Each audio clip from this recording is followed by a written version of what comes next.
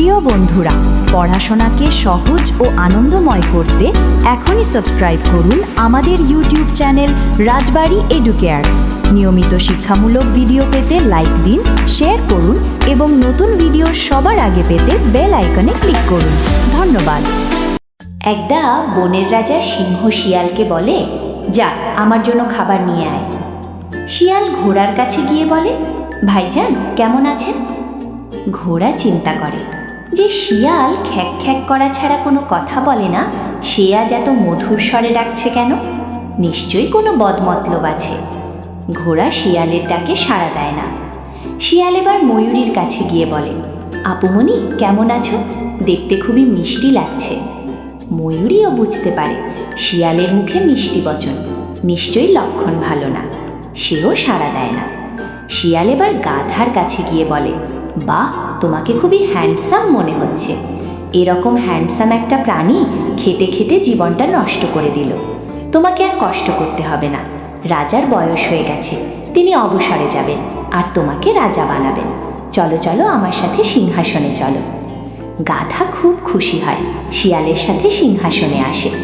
সিংহের কাছে আসা মাত্রই সিংহের এক থাবায় গাধা তার কান দুটো হারায়, কিন্তু কোনো রকমে পালিয়ে বাঁচে। শিয়াল গাধার কাছে এসে বলে, এত বোকা হলে রাজা হবে কিভাবে? রাজা তোমার মাথায় মুকুট পরাবে, কিন্তু দুপাশে দুটো কান থাকলে কি রাজমুকুট ঠিকমতো মাথায় বসবে? তাই তো তোমার কান দুটো তোলে নেওয়া হয়েছে। কিছু বোঝো না অবুঝ প্রাণী, এটাকে গ্রুমিং বলে। চলো চলো আমার সাথে চলো, দেরি হলে অন্য কেউ আবার রাজা হয়ে যাবে। গাধা আবার সিংহের কাছে আসে। এবার সিংহের আরেক থাবায় তার লেজখানা খসে পড়ে, কিন্তু এবারও পালিয়ে বাঁচে।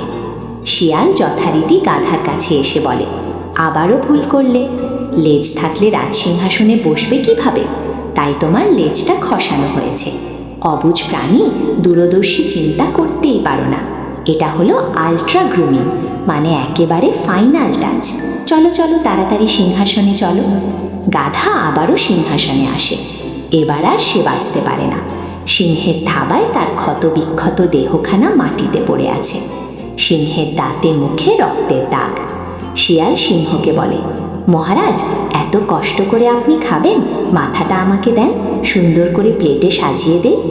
শিয়াল গাধার ব্রেনটুকু খেয়ে মাথার অবশিষ্ট অংশ সিংহকে দেয়। সিংহ বলে, ব্রেন কোথায়?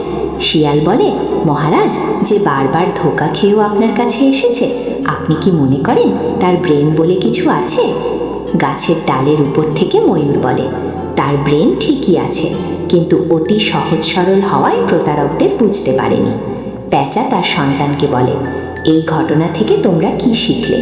শিখলাম, হঠাৎ করে কেউ যদি বড় আপন হয়ে ওঠে, বুঝতে হবে তার গোপন দুর্ভিসন্ধি আছে। এটাও শিখলাম, যার যে কাজ তাকে সেটাই করতে হয়, অন্যের কুমন্ত্রণা শুনতে হয় না। লোভের ফল কখনো মিষ্টি হয় না।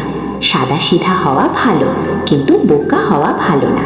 সবচেয়ে বড় জিনিসটা শিখলাম, তা হলো প্রতারকদের একবার বিশ্বাস করা যায়, কিন্তু বারবার বিশ্বাস করা যায় না।